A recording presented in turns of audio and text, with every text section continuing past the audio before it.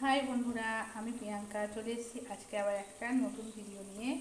আজকে রেসিপিতে তোমাদের দেখাবো শিঙি মাছের একটা রেসিপি। এই জন্য আমি কিছুটা শিঙি মাছ নিয়েছিলাম। মাছগুলোকে আগে দেখো কেটে ভালো করে ধুয়ে নিয়েছি। এবার এতে দিয়ে দিচ্ছি নুন আর হলুদ। ভালো করে নুন হলুদ মাছগুলোকে মাখিয়ে নেব।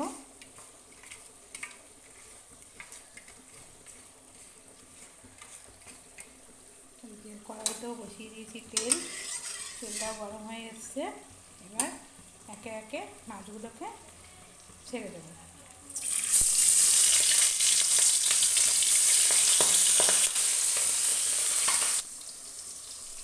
দেখতেই পাচ্ছ মাছগুলো কড়াইতে ছেড়ে দিয়েছি। এবার হালকা করে ভেজে নেব, কেন যেহেতু জ্যান্ত মাছ বেশি কড়া ভাজবো না। দেখতেই পাচ্ছ মাছগুলো ভেজে নামিয়ে নিয়েছি। দেখো একদমই হালকা ভেজেছি মাছগুলোকে। জ্যান্ত মাছ বলে বেশি কড়া করে ভাজিনি, তাহলে স্বাদ চলে যায়। এবারে কড়াইয়ের ওই তেলের মধ্যেই দিয়ে দিচ্ছি একটু গোটা জিরে ফোড়ন। আর দেখো কেটে নিয়েছি কাঁচা কলা, আলু আর টমেটো। এবার ফোড়নটাকে একটু হালকা নাড়িয়ে নেব। এবার ওই তেলে আমি একে একে আলু আর কাঁচা কলাগুলো দিয়ে দেবো। দিয়ে একটু হালকা ভাজবো। দেখতেই পাচ্ছ কাঁচা কলা আলুটা হালকা ভাজা হয়ে গেছে। এবার আমি এর মধ্যে দিয়ে দেবো কেটে রাখা টমেটোগুলো আর স্বাদ মতো নুন দিয়ে টমেটো যতক্ষণ না সেদ্ধ হচ্ছে তখন একটু ভেজে নেব। দেখতেই পাচ্ছ এবার আমাদের টমেটোগুলো হালকা সেদ্ধ হয়ে এসছে। এবার আমি এতে দিয়ে দিচ্ছি 1 চামচ হলুদ গুঁড়ো, 1/2 চামচ লঙ্কা গুঁড়ো, 2 চামচ মতো জিরের গুঁড়ো,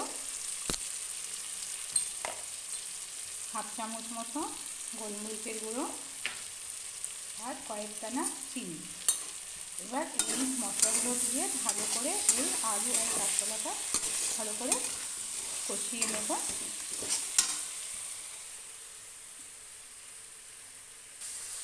দেখতেই পাচ্ছ আমাদের সবজিটা কষানো হয়ে গেছে আর সুন্দর তেলও ছেড়ে দিয়েছে। এবার এতে দিয়ে দিচ্ছি আমি অল্প পরিমাণে জল।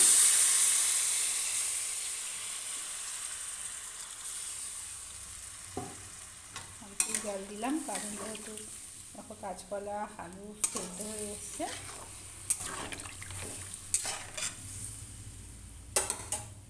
এবার এর মধ্যে মাছগুলোকে সব একটা একটা করে ছেড়ে দেবো। মাছগুলো কড়াই ছেড়ে দিচ্ছি। এবার ফুটতে দেবো কিছুক্ষণের জন্য। দেখতে পাচ্ছ বন্ধুরা আমাদের এই শিঙি মাছের রেসিপিটা তৈরি হয়ে গেছে। এবার এটাকে নামিয়ে সার্ভ করব। পুরো রেডি আমাদের এই শিঙি মাছ দিয়ে কাঁচকলা আলুর রেসিপিটা। এই রেসিপিটা কিন্তু খুব টেস্টি এবং হেলদি। দেখো এবার আমরা এই মাছগুলোকে দেখতেই পাচ্ছ রেসিপিটা। যদি তোমাদের এই রেসিপিটা ভালো লেগে থাকে তাহলে একটা লাইক করে দিও আর চ্যানেলটা সাবস্ক্রাইব করে দিও নতুন নতুন ভিডিও পাওয়ার জন্যে। টাটা, এখানেই ভিডিওটা শেষ করছি। ফিরে আসবো আবার নতুন ভিডিও নিয়ে।